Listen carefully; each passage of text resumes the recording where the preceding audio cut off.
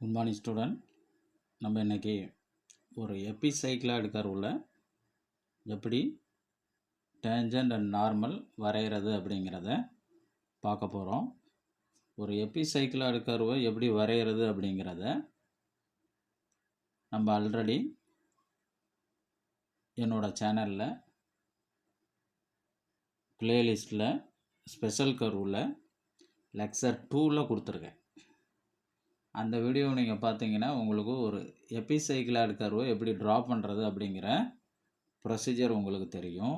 இந்த வீடியோவில் நம்ம எப்படி அந்த எபிசைக்ளாய்டு கர்வில் ஒரு டேஞ்சன்ட் அண்ட் நார்மலை வரைகிறதுங்கிறத பார்க்க போகிறோம்.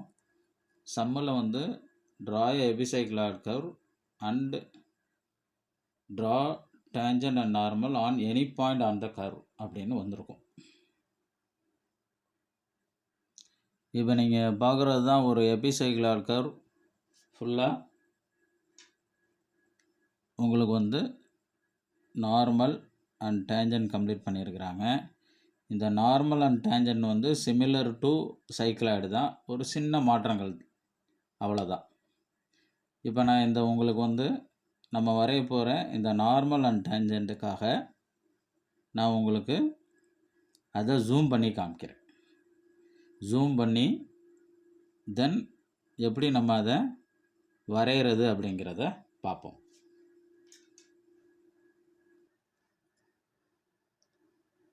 இப்போ பாருங்கள், உங்களுக்கு நல்லா டேஞ்சன்ட் அண்ட் நார்மல் தெரியும்.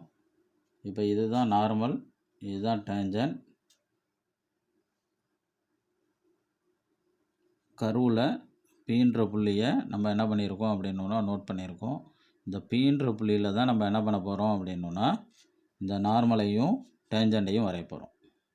ஓகே, சரி, எப்படி இந்த நார்மல் அண்ட் டேஞ்சன்ட் வரைகிறது அப்படிங்கிறத பார்ப்போம். இப்போ நான் உங்களுக்கு ஆரம்பத்திலே சொன்னேன், இந்த procedure similar to cycloid curve அப்படின்னு சொல்லியிருந்தேன். அப்போ சைக்ளாய்டு கர்வில் நம்ம எப்படி டேஞ்சன்ட் அண்ட் நார்மல் வரைஞ்சோமோ அதே ப்ரொசீஜர் தான் இங்கே. அப்போ அங்கே எப்படி பண்ணோம்,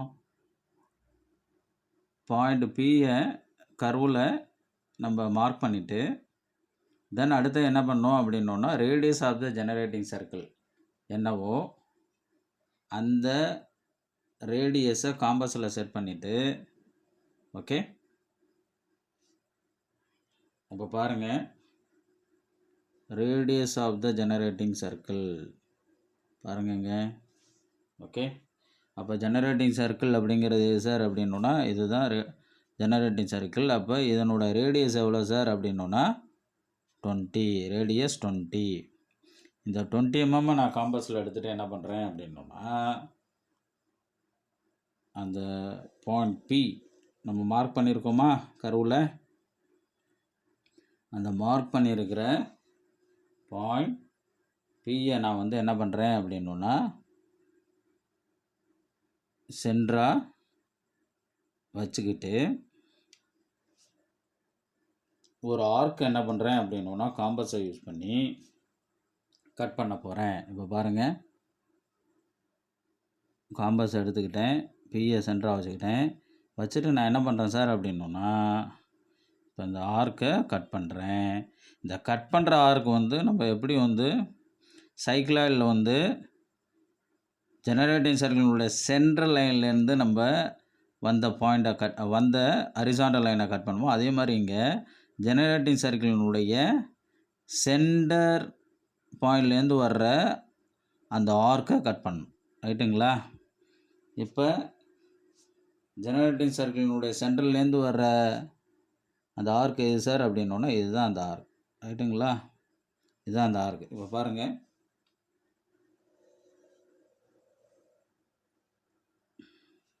இது ஜெனரேட்டிங் சர்க்கிள். ஜெனரேட்டிங் சர்க்கிளினுடைய சென்டர் ஓ. இந்த ஓலேருந்து வருது தெரியுங்களா அந்த ஆர்க்கு. இதை தான் நம்ம என்ன பண்ண போகிறோம் அப்படின்னா நம்ம கர்வில் பாயிண்ட் பி என்ன பண்ணியிருக்கோம், மார்க் பண்ணியிருக்கோமா, அந்த மார்க் பண்ண பாயிண்ட் பியை காம்பஸினுடைய சென்டராக யூஸ் பண்ணி தென் ஆர்க்கை நான் என்ன பண்ணுறேன் சார் அப்படின்னா ஜெனரேட்டிங் சர்க்கிளினுடைய சென்டர்லேருந்து ஒரு ஆர்க்கு, அந்த ஆர்க் இருக்குது தெரியுங்களா, அந்த ஆர்க்கை நான் என்ன பண்ணுறேன் சார் அப்படின்னா கட் பண்ணுறேன். உங்களுக்கு புரிகிறதுக்காக இந்த கட் பண்ண ஆர்க்கை வந்து ஆரஞ்சில் காமிச்சிருக்கிறேன். ரைட்டுங்களா? அப்போ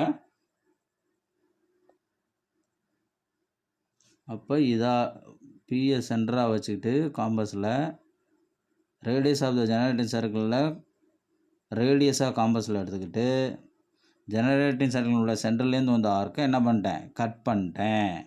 ரைட்டுங்களா? ஓகே. தென் இந்த கட் பண்ண பாயிண்ட்டை, ஓகேங்களா, இந்த கட் பண்ண பாயிண்ட்லேருந்து ஓகே இந்த ஓவை அனதர் பாயிண்டாக வச்சு என்ன பண்ணுறேன் அப்படின்னா ஒரு லைனை வரைகிறேன். அந்த லைனை தான் நான் உங்களுக்கு என்ன பண்ணியிருக்கேன் அப்படின்னா க்ரீன் கலரில் காமிச்சிருக்கிறேன். ஓகே. அந்த கட் பண்ண ஆர்க் அந்த பாயிண்ட்டையும் இந்த ஓவையும் இணைச்சி என்ன பண்ணுறேன் சார் அப்படின்னா ஒரு லைனை வரைகிறேன். ரைட்டுங்களா? அப்போ அந்த லைன் வந்து இப்படி வரும். ரைட்டுங்களா? இப்போ ஆர்க்கு கட் பண்ண இடம் இது. தென் ஓவை அதோட இணைச்சிட்டோம் அப்படின்னா நம்மளுக்கு இதாட்டம் கிடச்சிரும். ரைட்டுங்களா? அந்த க்ரீன் கலரில் நான் காமிச்சிருக்கேன்ல லைனு, அதாட்டம் கிடச்சிருக்கும்.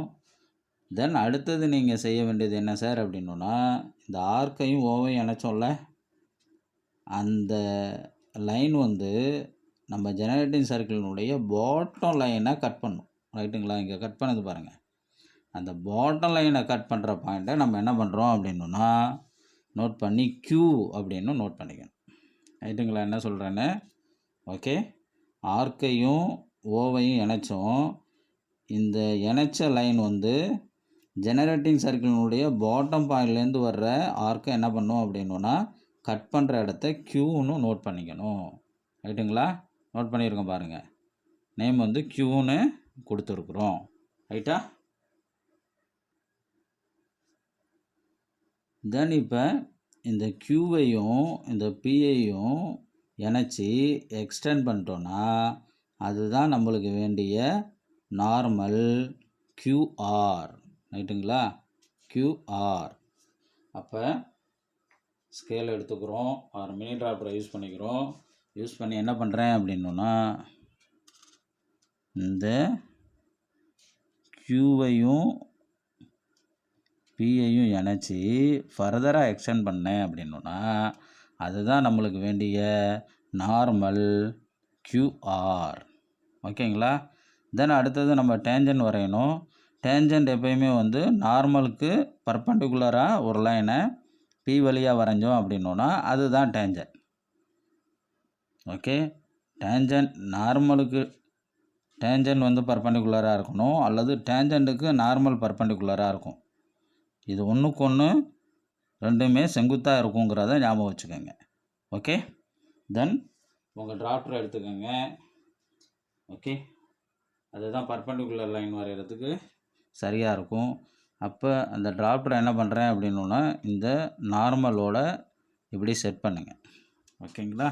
இப்போ நான் இந்த டிராப்டர் பாருங்கள், உங்களுக்காக இந்த டிராப்டரை செட் பண்ணியிருக்கிறேன். இப்போ இதை நார்மலில் என்ன பண்ணுறேன் அப்படின்னா பர்பண்டிகுலர் லைன் வரைகிறப்ப இந்த நார்மல் லைனோட கோயின்சைட் ஆகிறாப்புல செட் பண்ணி டிராப்டரை டைட் பண்ணிக்கோங்க. பண்ணிக்கிட்டு தென் இப்போ இந்த லைன்லையே டிராப்டரை மூவ் பண்ணிவிட்டு இப்போ இந்த பாயிண்ட் P வழியாக ஒரு லைனை வரைஞ்சி ஃபர்தராக இதை அப்படியே என்ன பண்ணணும், கீழேயும் எக்ஸ்டெண்ட் பண்ணணும். எக்ஸ்டெண்ட் பண்ணிட்டோம் அப்படின்னா நம்மளுக்கு பர்பண்டிகுலர் அந்த டேஞ்சன்ட் கிடச்சிரும். பாருங்கள். ஓகே. இப்போ இந்த பர்பண்டிகுலர் டேஞ்சன்ட் கிடச்சிருச்சு. இப்போ டிராப்டரை யூஸ் பண்ணி நீங்கள் வரைகிறப்ப உங்களுக்கு பர்பண்டிகுலர் கரெக்டாக இருக்கும். அப்படி இல்லை ஸ்கேலை யூஸ் பண்ணுறீங்கன்னா நீங்கள் பர்பண்டிகுலராக கரெக்டாக வெரிஃபை பண்ணணும். அப்படி இல்லைன்னா ப்ரொடெக்டரை யூஸ் பண்ணி கரெக்டாக பர்பண்டிகுலர் மாறாமல் பண்ணணும். அப்போ வரைஞ்ச இந்த டேஞ்சன்ட் TS அப்படிங்கிறது தான் நம்மளுக்கு தேவையான டேஞ்சன்ட். இது உங்களுக்கு நல்லா புரிஞ்சிருக்கும்னு நான் நம்புகிறேன். இனிமேல் நான் உங்களுக்கு ஜென்ரலாக சொல்கிற பாயிண்ட்ஸை மறுபடியும் நான் ரீகால் பண்ணுறேன். முதல்ல பென்சில் யூஸிங். வரைகிறப்ப எப்பயுமே 2H பென்சிலால் லைட்டாக வரைஞ்சிக்கோங்க. ஃபைனல் ஷேப் கன்ஃபார்ம் ஆனதுக்கப்புறம் மைக்ரோ டிப் ஆர் ஹெச்பி பென்சிலை யூஸ் பண்ணி தேவையானதை டார்க் பண்ணுங்கள். அப்போ தேவையானது அப்படிங்கிறப்ப நம்மளுக்கு வேண்டிய கர்வ், ஓகே, சைக்கிள் கர்வ் வந்து டார்க்காக இருக்கணும். தென் நார்மல் அண்ட் டேஞ்சன்ட் வந்து நம்மளுக்கு டார்க்காக இருக்கணும். தென் லெட்டர்ஸ், நம்பர்ஸ், டைமென்ஷனில் உள்ள ஆர்எம்ஆர், ஓகே, இதெல்லாம் டார்க்காக இருக்கணும். தேவையில்லாத லைனை எரேசர்னால் நல்லா எரேஸ் பண்ணிடுங்க. அதே மாதிரி லெட்டர்ஸ் வந்து ஒவ்வொரு புக்கிலையும் ஒவ்வொரு லெட்டர்ஸை மாற்றிருப்பாங்க. ஒரு புக்கில் வந்து ஏபிசிடின்னு கொடுத்துருக்கலாம், இன்னொரு பிக்யூஆர்எஸ்ன்னு கொடுத்துருக்கலாம், ஓகேங்களா. அது ஆதருக்கு ஆதர் மாறுபடும். லெட்டர்ஸ் வந்து மாறுது அல்லது லெட்டர்ஸ் வந்து ஒரே மாதிரியாக இருக்கணுமா அப்படிங்கிறது முக்கியம் கிடையாது. நம்மளுக்கு வந்து டேஞ்சன்ட் அண்ட் நார்மல் தான் முக்கியம். லெட்டர்ஸ் வந்து சேஞ்சஸ் ஆகலாம். ஓகே, நம்ம வந்து எப்படி கர்வை வரைகிறோம், எப்படி டேஞ்சன்ட் அண்ட் நார்மல் வரைகிறோம், அதுதான் முக்கியம். ஓகே, அது எப்படி வரைகிறோங்கிற ப்ரொசீஜர் முக்கியம். மற்றபடி லெட்டர்ஸ், நம்பர்ஸ்லாம் நம்ம நொட்டேஷனுக்காக கொடுக்குறது, அது மாறலாம். ஓகே, அதே மாதிரி இப்போ இந்த சம்மில் வந்து ஜெனரேட்டிங் சர்க்கிளினுடைய ரேடியஸ் 20 mm இருக்குது. சில சம்மில் 30 mm வரலாம், சில இதில் 25 வரலாம்.